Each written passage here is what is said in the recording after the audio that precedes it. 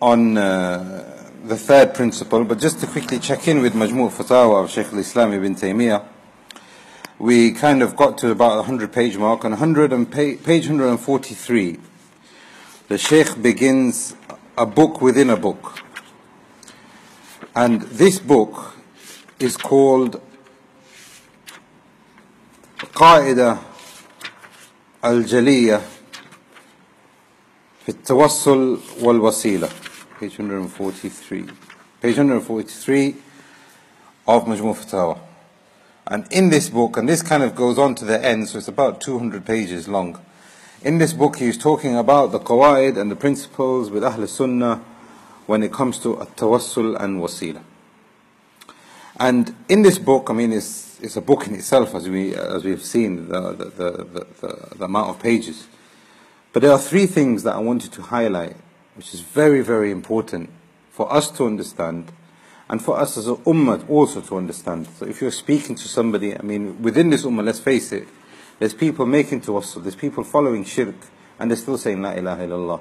And we will see in the fourth principle that these people, inshallah, some of them are excused, some of them that we need to be lenient with, but some of them are doing it on purpose. There is a level of malice and there is a level of... So how do we deal with this? Number one, Shaykh al-Islam in this book has mentioned in page 354 of Majmu', and like I said, that this book is a separate book, so it has its own publication, so the page number there will be different. Page 134 of the Arabic version of Majmu' Fatawa in volume 1, he mentions وَلَا خِلَافْ بَيْنَ الْمُسْلِمِينَ أَنَّهُ لَا يُشْرَعْ أَنْ يُقْصِدْ صَلَاةٍ إِلَى الْقَبْرِ. It is completely, unanimously agreed that it is not permissible for a person to pray on a grave, to pray towards a grave, let alone, I should say this the other way. It's not permissible for you to sit on a grave or walk on a grave, let alone pray on a grave or pray towards a grave. Completely ijma'. There is no difference of opinion from the companions, there's no different opinion from the ulama al-Arba, the four schools. It's never existed. This is point number one. Point number two on page 355. Some people say, okay, so why do you go to Masjid al-Nabawi? The grave's inside the masjid. So I'm going to the Prophet's masjid, and some of them even actually pray behind the grave of the Prophet ﷺ, so they can face the grave whilst they're facing the Qibla also. Some people are a bit more obvious than that. I've actually seen it, you've probably seen it yourselves, where people are outside and they're making sujood and ruku' to the Prophet ﷺ's grave. And inside the masjid itself, you will find them standing as if they are in salat, making dua and making themselves humble to the Prophet ﷺ. None of this, like we said before, has ever existed within the early period of Islam. That's point number one. But the Shaykh mentions a very interesting point here, and you have to look at the hikmah of the Shaykh here now. He said, at the time of the Prophet ﷺ, the house was completely separate. It didn't take the hukm of the masjid. Even though the masjid is built around it right now, you cannot say that that house now becomes part of the masjid. And one of the ulama who was explaining Majmu' Fatawa, he actually said, now if I say to you, for example, I have a garden here, okay, I have a garden or I have a piece of land that I want to sell. But within this piece of land that I want to sell to this brother, there is an annex point, that's mine. There's a fence around it, that's mine, that's not for sale. Some time goes on and I sell the person the land and I extend the deal with him, but that fence remains. Can that person later on say, actually, that's my land now, as well? Dhulm. In a fiqhi point of view, nobody would accept that. If you've got a neighbor right now, you say to the neighbor, okay, you can take 1 meter of my wall, make your extension, I'll give it to you, sadaqah. Then he comes a year later and he said, well, that meter and then 5 slabs also. It's not permissible. Also, the Shaykh also said, so now we know that the house was separate, it had separate walls, it had a separate roof, and the roof was completely detached from Masjid al-Nabawi. To the extent that Aisha radiallahu anha said that she used to see the sun coming down to the grave of the Prophet ﷺ. So this clearly shows that it was separate. The Shaykh says, look at this now. If the Prophet's house was part of the masjid, wouldn't he pray Tahiyyatul Masjid when he entered his house? But he made it clear to the Ummah that he used to make Tahiyyatul Masjid when he used to go past that curtain. Completely separate.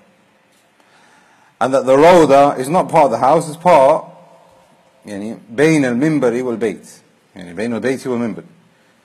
So it's clear that it's not part of the masjid, even if the extension goes around it. That's another point that the Shaykh mentions within this book, al-Qawaid al-Jaliyah. A third point, and this is another very interesting point and a very important point where people have, seem to have lost a definition here. والتوسل به عرف كثير من المتأخرين. Tawassul today, with the later generations, يراد به الإقسام به والسوال به كما يقسمون بغيره من الأنبياء والصالحين. That a person, when he makes tawassul, he wants to make tawassul through a righteous person, either it's a prophet, but he says here, Shaykh al-Islam, that this was not known, this is something which was known later on and not known with the early generation of Islam. On page 326, he then says that at-tawassul, at the time of the companions, at-tawassul, at the time of the companions, was tawassul when the person was alive and able to do that for you. And then the definition got twisted. Now, this leads on to our next point. So if this is the case, when did grave worship actually start? If you're saying to me now that the companions never went to a grave, the Salaf of the Ummah never went to a grave, Abu Hanifa, Malik, Shafi, Imam Ahmad, may Allah have mercy on them all, never went to a grave, and it's not written in their fiqh books that we can go to a grave and ask the person in the grave, when did it actually begin? Because this is what we are saying here. They never knew anything of it. It was always, this is something which we have to remember now, it was always a fiqhi issue. Like we said before, if you go to the grave of the Prophet ﷺ and you make dua to Allah, I am standing at this place because I think there is virtue in this place, but I'm always making dua to Allah. I mean, if it's in the Qibla, this is what they discussed. The four madhabs. The four madhabs never ever discussed, never even thought in their mind that a person would say, let me go ask the Prophet himself. Never existed. It has always been a fiqhi issue. And we know this with the next point. But Shaykh al-Islam elsewhere said that grave worship began by a group of people called the Qaramita. And this was a Muslim empire, which was a Shia empire. And they are heavily, until today, involved in seeking intercession for people in the graves, asking the deceased. And they actually even believe that some of the imams have rububiyyah, not even just uluhiyyah, but they have rububiyyah, that they can control the universe. And this is why they have certain imams that they believe in. This began in the 3rd century. Qaramita. And what makes this even more, obvious, Ibn Khuzaymah, one of the A'immah of Hadith, he has a book called Kitab al-Tawheed himself. And this is, connected to what we were saying before last week, that the Shaykh himself didn't author things from his own head. We have one of the Imams of the Salaf had a book called Kitab al-Tawheed. Ibn Khuzaymah has a book called Kitab al-Tawheed. And in Kitab al-Tawheed, and Ibn Khuzaymah passed away 311 after Hijrah. So this is the 4th century of Islam. And he said in this that I have never heard, is it conceivable that a person, that an imam, can say that you can go to a grave and ask the person in the grave? He said this in Kitab al-Tawheed. So if he's saying it's not conceivable in the 4th century, then it was either coming around at that time, or it hadn't reached him yet. But the point here is that it was introduced way after the Prophet ﷺ, almost 300 years, probably even more. And this is after the period of the 4 Imams of the schools of thought. Now, mentioning these schools of thought, Shaykh al-Islam, Majmu Fatawa, page 352 now, وَمَذْهَبْ أَئِمَّةِ الْأَرْبَ what is the ruling with the four scholars, the four schools of thought when going to the Prophet ﷺ's grave? Because now here we're talking about Tawassul. Shaykh al-Islam ibn Taymiyyah came in the 8th century. So shirk was rampant then. Sufis, etc. were rampant then. Grave worshipping was rampant. So he is saying now, you are going to the Prophet ﷺ's grave. We're talking about the Prophet ﷺ as an example because he's the highest example when it comes to creation. If we are saying that you can't even ask the Prophet ﷺ, then what about an angel? What about a tree? So now he is saying, what is the opinion of the four madhahib going to the grave of the Prophet ﷺ? Malik, wa Abu Hanifa, wa Shafi, wa Ahmad, wa غيرهم من الأئمة الإسلام أن الرجل إذا سلم على النبي صلى الله عليه وسلم وأراد أن يدعو لنفسه فإنه يستقبل القبلة. If a person goes to Medina and he wants to say salam to the Prophet sallallahu alaihi wasallam, he says Salamu alayka ya Rasulullah. Give salam to the Prophet sallallahu alaihi wasallam. But if he wants to make dua, what does he do? يستقبل القبلة. It is not permissible for him to make dua facing. We're talking about dua to Allah, because remember they didn't even think, the four madhabs, they didn't think that a person would face the Prophet sallallahu alaihi wasallam and make dua to the Prophet sallallahu alaihi wasallam. The question here is, can you make dua to Allah facing the Prophet sallallahu alaihi wasallam's grave? You see the difference? That's a fiqhi issue. That's bid'ah, not shirk. Now the Shaykh is saying here that after a period of time, people have introduced this and it's not even known according even to their own madhabs. Then the Shaykh goes on, and this is very important here, that he said that the ulama, the majority of the ulama, so now here we're talking about Shafi and Ahmad, etc., have said that it is not permissible for a person to make dua to Allah facing the grave of the Prophet ﷺ. You face the Qibla. Imam Malik said it is not permissible for a person to say, I have visited the grave. Why?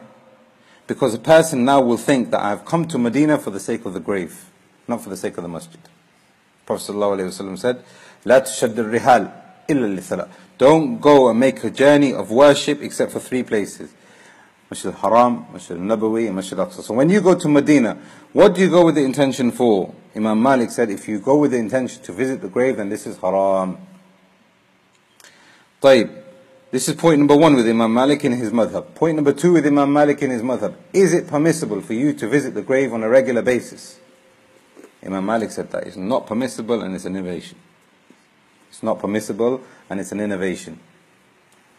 And he uses proof that Ibn Umar, who was a resident in Medina, who would only visit the grave after he used to come back from a journey.